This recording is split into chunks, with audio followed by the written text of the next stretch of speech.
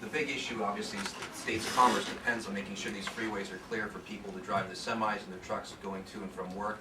How much, are you going to be using sodium chloride? Are you using salt? What are you doing to try to get the ice off the roads for the morning? And what are you expecting tomorrow morning when people hit the roads? Will the roads be cleared?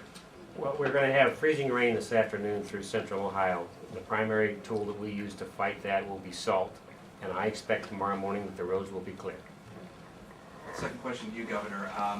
What is the state's pool of money should you need to provide assistance to the citizens of Ohio who either need heating assistance or who need electrical support if there is this cataclysmic storm that's supposed to come? Is there a pool of money that the state can use to help Ohioans who are struggling during this winter storm? Yeah, I mean, I think first of all, I would not define this as a cataclysmic storm. I would define this as a challenge here. Freezing rain, outages. It's going to end tomorrow, is what tomorrow evening they expect this to end. I mean, temperatures are going to drop and precipitation will be gone. A cataclysmic was 1978 when we couldn't even get out of our doors, and well, that was unbelievable. So this is a challenge, and one of the things that we talked about before you got here is all the different operations of government. If you walk around out here in this large room, all the cabinet has a role here, and whether it is the Department of Health, whether it's Department of Mental Health, it doesn't matter what it is, there's a role, and Nancy really is going to be the quarterback. She's in charge. She's an important lady. She's experienced. And if there are things we need to do, we'll do them. But we also don't want to overreact to this. It's important that we just handle this as it comes and getting ahead of it. The one thing that I wanted to ask them is, we have this, come out here tonight, what if this doesn't happen? And as the Colonel says, it's better be safe than sorry. It looks as though from the National Weather Service this in fact is going to happen. That's what Nancy said. And we will be prepared to handle this. I have a question. We always hear this, don't go out unless you're essential personnel, unless you're an employee who has to be there. What does the state consider as essential personnel? Well, definitely not the media. You opened that door. Well, look, I think it would be, I will let Nancy answer this, but it clearly would be people who are hospital workers, people who run nursing homes, people that tend to those that are particularly vulnerable at this point in time. If they have to go, they have to go. The Colonel Bourne here has said that he doesn't anticipate any level 3 warning, at least at this point, but he's going to watch, and that can change as the night goes on. We know who essential personnel are, and I think it's again back to common sense. Nancy? Well, the other thing that I want to note is we need to be we need to be clear about what you're talking about, which I think are the sheriff's emergencies, the sheriff declarations. Those are declarations that individual sheriffs make, and they determine level 1, level 2, level 3. Level 3 really means don't go out unless you absolutely have to. That's when they encourage everyone but essential personnel to stay home. Essential personnel could be somebody checking on a parent because that's an essential action.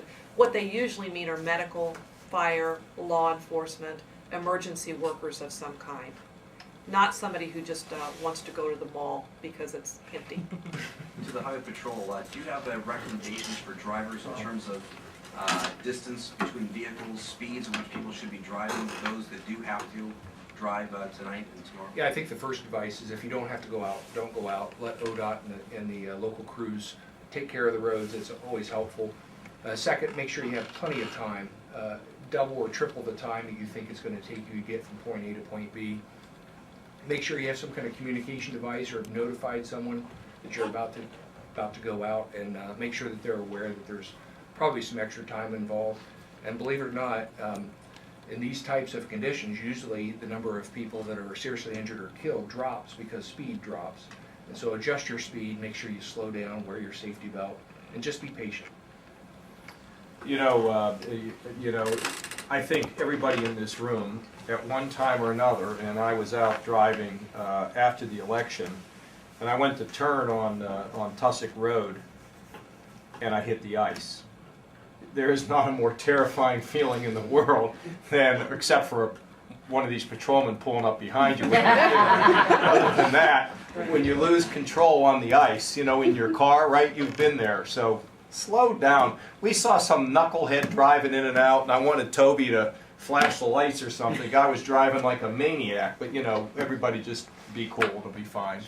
Yeah, one of the things patrol you always talk about is on the ice, you don't slam on your brakes. You talk about defensive driving in conditions like this. Yeah, actually, as the governor said, once you hit the ice, it's at that point sometimes difficult to regain control. But if your speed's slow ahead of time, you're going to minimize the damage to your vehicle. You're going to minimize the likelihood you're going to be injured or worse, killed. Obviously, whatever distance that you normally allow, hopefully it's the right distance. You know, 3, 4, 5 seconds between you and the vehicle. In ice, you got to double or triple that. So, give yourself plenty of time to get there. Recognize that it is something that you have to get to, that you've planned ahead, that you've made sure that you've let someone know that you're going there and when you should be back. People have a fake sense of security when they're driving in a big old SUV. Can you talk about that fake sense of security on the road, especially in these kind of conditions? What people should be thinking about if they are driving an SUV? As far as we know, they make four-wheel drive, but not four-wheel stop vehicles. And so, yeah, obviously, if you have a four-wheel drive or these front-wheel drive vehicles, you can get places that you maybe not be able to get to in a rear-wheel vehicle. But yeah, the stopping distances don't change. So make sure that you, again, slow down and take your time. Don't panic.